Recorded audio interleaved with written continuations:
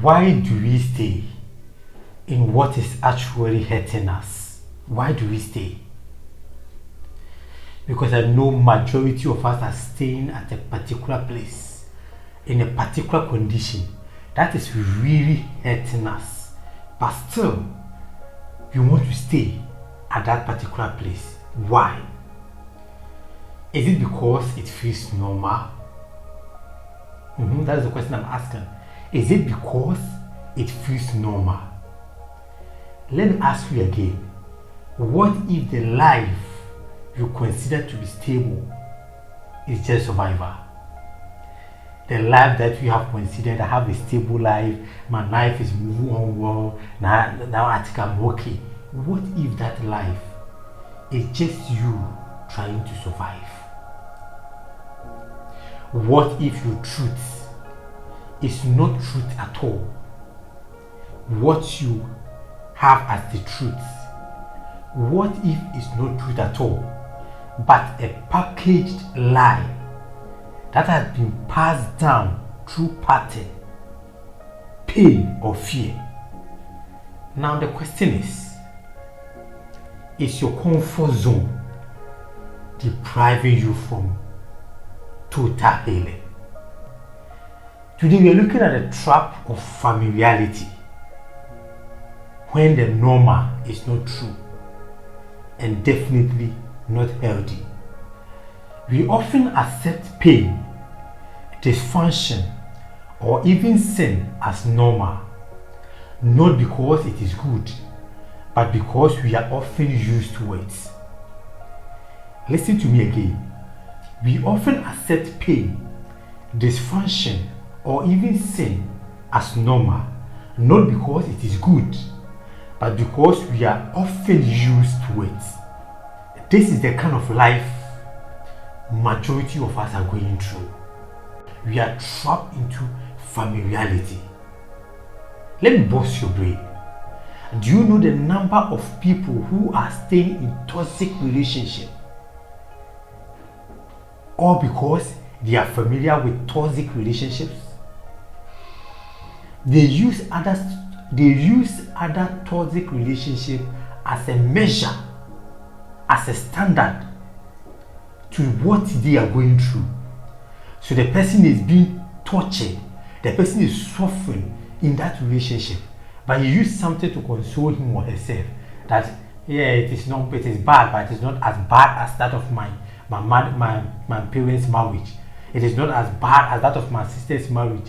It is not as bad as that of my friend's marriage. It is not as bad. They will use it is not as bad. It is not as bad. Using another toxic relationship to be a yardstick to stay in a toxic relationship. Why? Because they're already familiar with a toxic relationship. Yes. Do you know the number of people who are staying in a dead-end job all because they think that is how life is? The work that they are doing, the salary is not able to provide 2 square meals per day. Some people, the salary cannot even take care of their transports. There are some people they need loan to be able to survive at the end of the month. So they have to borrow so that it can support their salary for them to be able to survive throughout the month. And when their salary comes into their hand, what happens is that 50% of that salary has to go and settle loan to give them chance to be eligible for another loan so that they can borrow to come and support half of the salary that is left to be able to survive throughout the month. Do you know people are going through that? Just because they are familiar with it, that is how life is. It is not better anywhere. So they are there. Their life is not moving anywhere. They can't save nothing. People see them busy, but they're busy for nothing. Because at the end of the day, it doesn't add anything to their life. Because of familiarity, a lot of us have allowed the cycles of poverty, fear or abuse to go unchallenged. Poverty. Let me draw your attention to something. You want to watch poverty to go unchallenged? You want to let it pass just like that?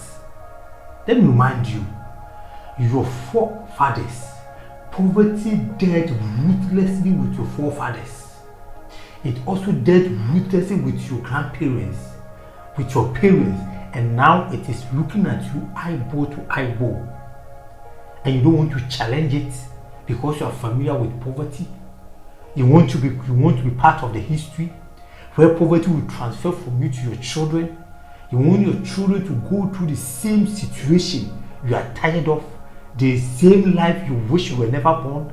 You want to watch poverty just cross like that without doing anything. You don't want to challenge it.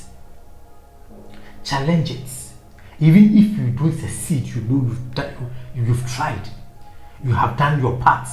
You went all out to challenge poverty, to make sure that we change the family history line. You have tried, just that it didn't work. It is better. It is better. At least you found solace in the fact that you did all your possible best. You didn't sit aloof. But you regret it at your old age, watching poverty cross from you to your children. The scripture says, there is a way that seems right to people, but the end is dead. The fact that it is familiar doesn't mean it is correct. The fact that it is repeated, the fact that you can trace its marks, doesn't mean it is the ideal. You can do something about it. Familiarity. I pray that you don't fall into the trap of familiarity, because it is very dangerous. The trap of familiarity is very dangerous. Let me give you a typical example. You know, the Israelites were constantly wanted to return to Egypt. Remember, a place of slavery. Not because it is good, because they are familiar with Egypt.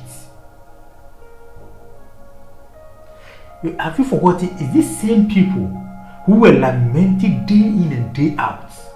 It is these same people who were crying to God, asking for deliverance, asking for liberation, that God will come and deliver them, God will come and take them out of the bondage.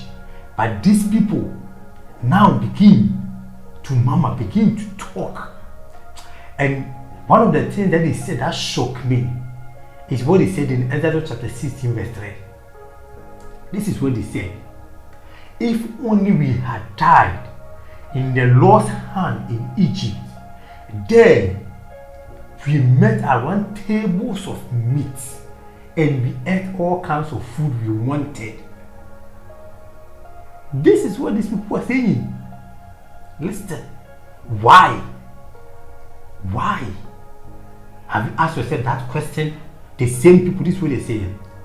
It is obvious that they were out of slavery. They were out of Egypt.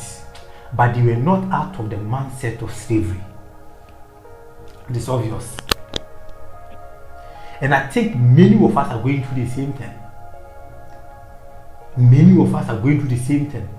That is why God will raise someone in a family, give the person opportunity. Yes, the person will still behave and take as if he has never gone to school before, he has never been given a second opportunity. People are out of a place, but they are not out of the mindset of that slavery, that mindset of that torture. People still have it. And here is the thing. Familiar bondage seems more attractive than unknown freedom.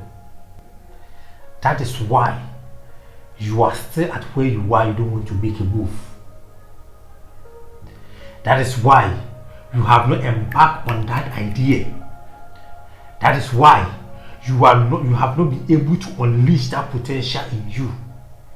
That is why you don't want to move from that particular place and move forward in life, because this familiar bondage, the bondage that you are in, that you are familiar with, seem attractive more than the unknown freedom that is ahead of you. And remember that you can be physically free Physically you can be free, but mentally you will be tied to the chain of yesterday. And that is what happened to the Israelites. And I know that most of us are also going through the same thing. It is a trap of familiarity. It is a trap of familiarity. So these are some of the dangers. You know that Jesus Christ was rejected in his hometown. Jesus Christ was rejected in his hometown. That is what he said, a prophet is without an honor except his hometown. Because they were familiar with him. Because they were familiar with him. Sometimes your truth is invisible to the very people who think they know you. That is why sometimes when you want to embark on something, you don't have to pay attention more to what people say. Because sometimes your truth is invisible to the very people who think that they know you. Familiarity can blind us to the truth because it will make us stop expecting transformation. Familiarity can blind us to the truth because it will make us stop expecting transformation. Do you know how many times we have ignored a very good advice from people because we are familiar with them? A life-changing advice that will have turned our lives around. A life-changing advice that was meant for our good. We ignore them because we are familiar with certain people. And the dangerous aspect of familiarity is that you dismiss your own potential because of how people know your past. Because of how people are familiar with your past. So you dismiss your own potential. Do you know a lot of people who have a change of heart, something good in them, but because of their past history, they don't want to embark on something like that. They don't want to do it because people are going to talk about it. People are going to say they are pretending. People are going to say it will not end anywhere. People are going to say they are wasting their time because they know them, because they know their past, they know what they have done, and a whole lot of things. You know the number of people who, because of familiarity of their past, they want to dismiss a great potential in them. Do you know that? Why don't you allow those people to keep thinking that you are pretending? Why don't you allow those people to keep saying that you are wasting your time? Why don't you allow those people to keep saying whatever they want to say until you shock them that indeed you are for real, and one day they will come and testify that we thought we were not going to make it. We thought it was going to be as usual. We thought it was the same thing as we have been witnessing. But today, this time you have surprised us. Why don't you make that change? Why don't you forget about what they're saying now? What they will say? They are familiar with your past, yes. Because they're familiar with your past, you can't turn into a new leaf. You can't begin afresh. You can't start all over again. Is that what we think? Because of what people will say? Because of they're familiar with your past? I don't know whether I'm just exaggerating, but it's a serious matter. Don't fall into the trap of familiarity. Many of us grow up in an environment where trauma, fear, anger, silence were labeled as normal. And because of that, trauma has become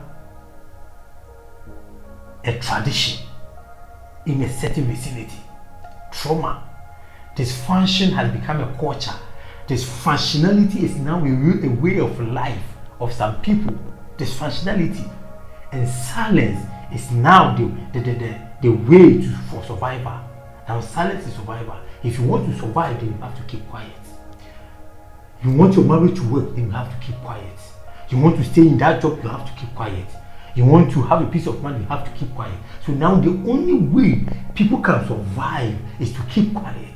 And that is what people are familiar with. Now, in this company, in this family, in the time of marriage now, in the era that we're in now, the only way you can survive is to keep quiet and watch people torture you, watch people take you through detours of life that were not meant for you. This is what is going on. This is what is happening. The Bible says, do not be conformed to the pattern of this world, but be ye transformed by renewing of your mind. That is the call to us. Do not fall to the pattern. It is a pattern. Certain things are pattern. Here on T Diaries, you are not just breaking habits, we are unlearning lies. I want you to ask yourself this question. I want you to look into your life and ask yourself this question. What am I calling normal, which is actually harmful? What am I calling normal, which is actually harmful? I want you to ask yourself again. Is the life I'm living my truth, or just a history I am adding up? A history of a family, a history of a workplace, a history of a married pattern, a history. Am I living my truths? I want you to ask yourself that question.